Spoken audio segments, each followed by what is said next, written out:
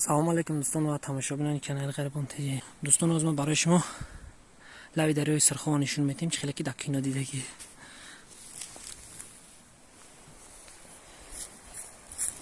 نه دریای سرخو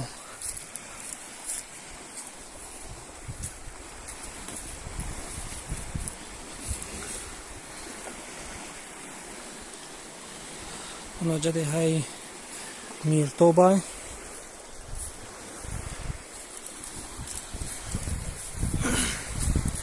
حال بفریم تا تبریم و ازیش بینیش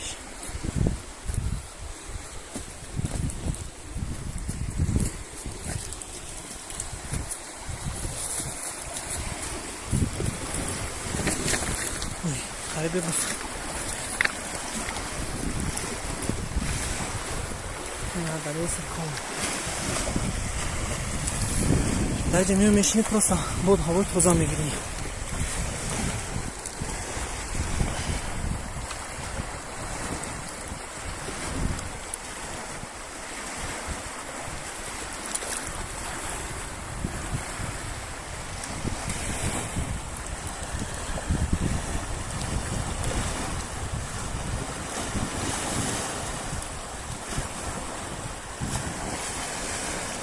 خیلی ویدیو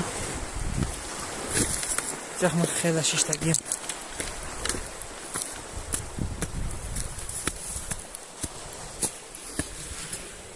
شب رسی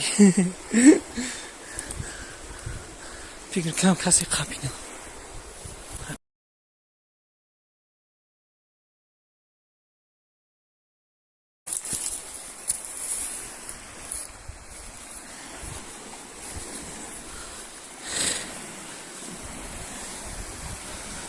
خیلی خیلی حالا مدبخته